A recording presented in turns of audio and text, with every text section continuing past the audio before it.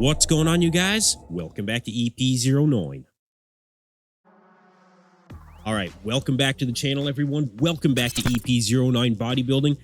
And we're going to start this one off with an update on Ivan Bodybuilding, which we had a turn of events that I did not expect. And let me tell you, I'm going to be frank with you guys, it pissed me off. Now, just to give you the quick update on Ivan's channel, he did post 4 days ago. YouTube confirmed that my channel was hijacked. They disabled it to prevent any more damage to it, waiting for the account recovery team to send me the instructions on my next step to regain access to it. And I spoke with Ivan. He is still waiting on this information, which it seems like YouTube was being very responsive at first. It seems like they were definitely looking to help him out. He did confirm with YouTube that he does indeed own the channel. So right now, it's just a waiting game. But in the wake of that waiting game, you guys aren't going to believe this one. So I went to just check quickly if Ivan did get his channel back on YouTube. And when I searched Ivan Bodybuilding, this is what came up, okay? An imposter. You guys, somebody that actually stole Ivan Bodybuilding's channel name while he's been waiting to get his channel back. Apparently this guy, who I didn't even want to give any kind of credit to, but you know what? This is for, well, all the wrong reasons, all the right reasons, whatever way you want to look at it. Apparently, this guy, English Bodybuilding 2XY, was posting videos back as far as 4 months ago, but now actually stealing Ivan's channel name, trying to boost his own channel views and subscribers, you guys. This is the kind of shit that does not fly in the bodybuilding community. It does not fly in the YouTube community. I even saw that in his latest video in the comment section, he admitted to stealing the channel name. And not to mention the fact that this coverage is nothing, and I mean nothing, compared to Ivan's channel. I mean, honestly, it's the worst YouTube coverage that I've ever seen for a bodybuilding channel. It's got that AI generated voice. There's no edits to it. Honestly, it's terrible. So look, I just wanted to mention this to you guys because if there is anybody that is subscribed to this guy, go and instantly unsubscribe, okay? And I do not say that about, I've never said that about any other channel. But look, I'm not going to give this guy any more notoriety. This pissed me off. Whoever this guy is, you should either delete your channel or change your channel name. Absolutely ridiculous. Oh, look, I'll leave it at that. Moving on to an update from Nathan DeAsha at 1 day out of the Portugal Pro and Nathan's attempt at his 13th professional win in pro bodybuilding and his Olympia ticket. So I actually haven't heard Nathan say anything about how he is definitely going to come in and win this show, anything like that. I think that he's a little bit more humble than he was going into the Dubai Pro, and that's saying a lot for an individual that is as outspoken as Nathan DeAsha. I think that he is making the right move by taking that stance. I think that he should definitely let his physique do the talking. And from what we are seeing here, I think that this does look like it's going to be a very good version of Nathan DeAsha. From what we can see here, it looks like he is fuller than what we saw at the Dubai Pro, which is exactly, and I mean exactly, what he needs. He has the muscle. I do believe that he has the muscle to come in and win this show, despite the fact that he'll be standing next to arguably the biggest mass monster in professional bodybuilding right now, the biggest freak on the circuit. But this looks like a very refined version of Nathan DeAsha. If he shows up on stage with that pop, if he shows up on stage with that quad condition, if he shows up on stage and he is the Nathan DeAsha that is a 12-time pro show winner, okay, then I do think that he can defeat the overwhelming size of Nexzilla. I mean, look, we just saw him do it 2 weeks ago in Dubai. Nathan 4th place, Nexzilla 6th. Although Nexzilla was definitely better last week at the Flex Pro Italy. I think that Nexzilla would have to be at least as good as he was last week in order to defeat Nathan here. But you know what? I don't know, you guys. I think that this one is going to be a closer matchup between Nathan and Nexzilla than what we saw in Dubai. And you know, I think that the Dubai placings just really made Nathan want this even more. Not just Dubai, but the fact that he tried to get into the Flex Pro Italy and was late in his application by 12 minutes. So he was unable to compete in that show. Nathan is the kind of guy that when adversity hits him, I think that he just comes back stronger. You know, honestly, the guy just gets pissed off and he gets relentless. And you know what? That's one of his strengths as a competitor because he leans into it and it serves him very well. So I think that in this case, this is going to be a Nathan DeAsha that very well could defeat Nextzilla. And you know what? After Dubai, well, actually, after what I saw at the Flex Pro Italy, I didn't know if that was actually going to be the case, but it does look like Nathan is showing up, bursting full, which is exactly what he needs with that conditioning. You guys let me know what you think about this version of Nathan DeAsha. Do you think that he will defeat Nextzilla at the Portugal Pro?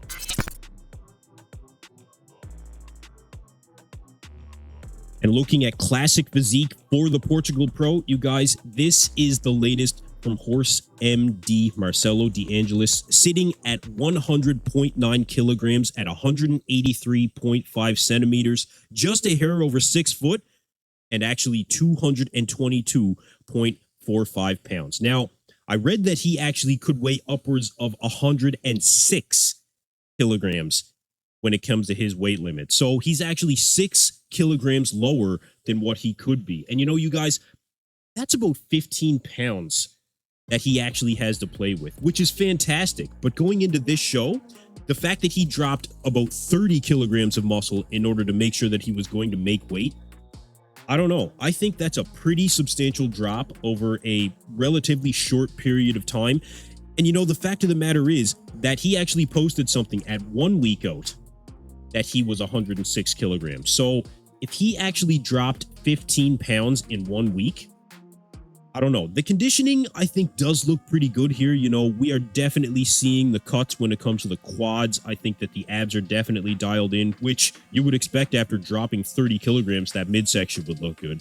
You can see the separation of the shoulder here, the arms. Everything looks like he is on track to bring a very impressive package to the stage. His biggest competition in this show will be Fabian Meyer, who's coming back after a 3-year absence from the stage, who's coached by Patrick Tor and actually took 7th place at the 2022 Olympia. I think that it's going to be very, very difficult for HorseMD to defeat a Fabian Meyer that is going to be on. I saw some updates and this guy, he does look good right now. I think he has better balance from top to bottom than HorseMD does, but you know, Horse does have the height, which I think does play very well in Classic. If I'm not mistaken, he is a little bit taller than Fabian Meyer. But either way, you guys, let me know what you think about this Classic version of HorseMD when it comes to his Classic debut. Will he meet expectations and essentially come in and get his Olympia qualification? You know, that's the level that HorseMD is on at this point. People expect him to come in, get that qualification, and make his way to the Olympia. So you guys let me know what you think about this version of HorseMD in the comments below.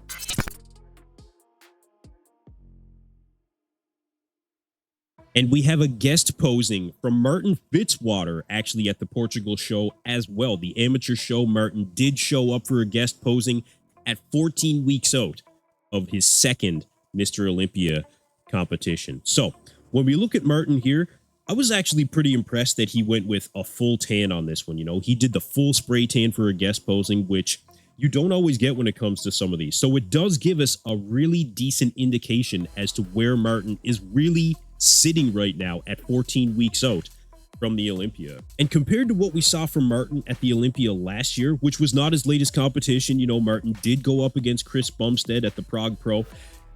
I don't know. I'm not seeing a ton of substantial improvements when it comes to muscle mass for Martin. Not that he needed any more muscle in particular. I think that his posing has improved. You know, he looks to have better control over a lot of his poses. The quad detail actually looks really good for 14 weeks out.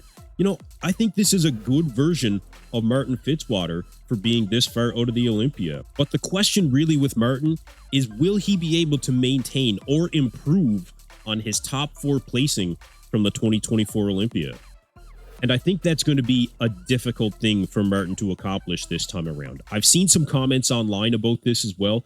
A lot of people not confident that Martin Fitzwater will even make it to the 5th place position on the Olympia stage. And based on what we're seeing now, I think Martin is on track to bring his best to the stage. I don't think he's behind in particular. I think that he's right where he needs to be.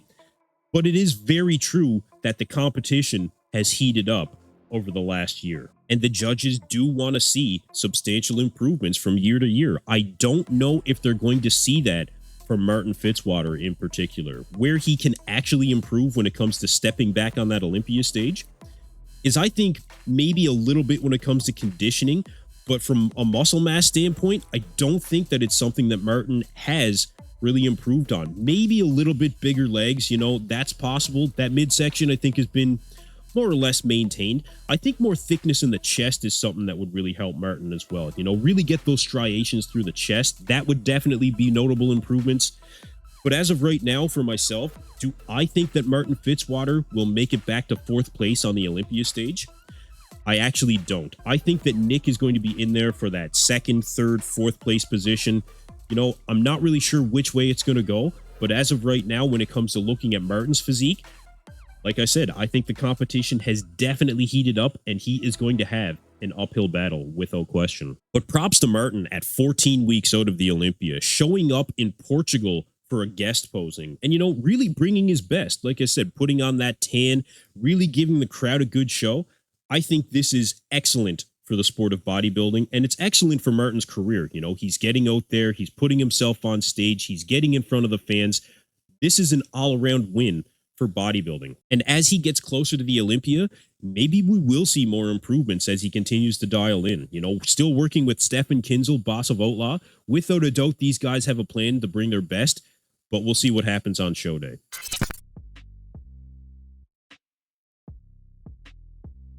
And as far as I'm concerned, this is the guy that will have something to say about who's going to be in that top 3. Nick Walker posting his latest updates at 14 weeks out of the Olympia, actually sitting at 285 pounds right now, where at 15 weeks out, Nick actually posted that he was at 284.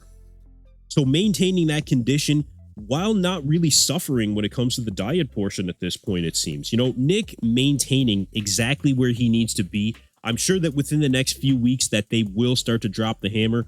But I think this is a good strategy for Nick, even though he's up another pound, Nick still posting exactly where he's sitting. He is definitely confident at this point, because a lot of people would look at this and they would say, well, Nick's up a pound, this is not good. Are things off track? No. When it comes to Nick Walker, he is definitely on track. I think that the physique definitely speaks for itself when it comes to that in particular. I think this is going to be a very impressive version of Nick Walker, and I do think that he will be back in that top 3 when it comes to the Olympia. And Nick has been posting a lot when it comes to his YouTube channel as well. This footage courtesy of the Nick Walker YouTube channel. Just look at the size of this guy. Nick is huge, ladies and gentlemen. I think this will be the biggest version of Nick Walker that we have ever seen on the Olympia stage. Nick continuing to lean in to the freak factor, leaning into the fact that he is a serious mass monster. And there's been some conversation about, really since Neckzilla has come on the scene, really started making some improvements and showing up on stage as we would expect an Olympian really to do. The conversation now is who is going to be carrying that torch when it comes to the freak of all freaks. And a lot of people say right now that it is Neckzilla. The guy is absolutely massive. He has the biggest quads in bodybuilding, hands down. But don't count out Nick Walker when it comes to the size game, okay? This is 285 pounds of lean muscle tissue. And when it comes to Neckzilla, he's just not put together as well as Nick. And Nick is not someone that is praised on his aesthetics whatsoever. But Nick does have a better midsection than Neckzilla. He does have better flow from top to bottom. He does have better quad detail, despite the fact that he doesn't have as big of quads as Neckzilla.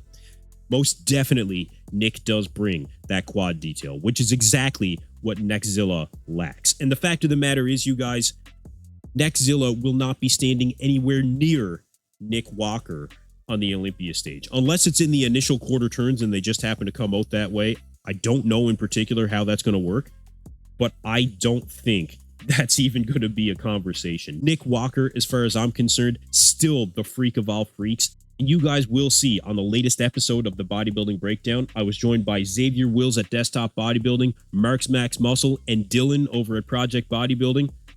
Dylan. Anyway, You guys will see we did the way too early Olympia predictions. Go subscribe to all those guys as well. Do not subscribe again to this other Even Bodybuilding thief, whoever this guy is. Still pissed off about that, I'm not going to lie. But look, I'm going to wrap up the video right here. You guys let me know what you think about this latest version of Nick Walker. Let me know where you would have Nick Walker at this far out of the Olympia. Do you have Nick in your top 3, top 5? Do you have Nick in your top 2? Very interesting conversation, so we'll see how that goes. Make sure to go to bayoumuscle.com, use code EP10 at checkout. Appreciate everybody supporting the channel this far. But that's it for me in this video. Thank you guys for tuning in to EP09. Be sure to like and subscribe.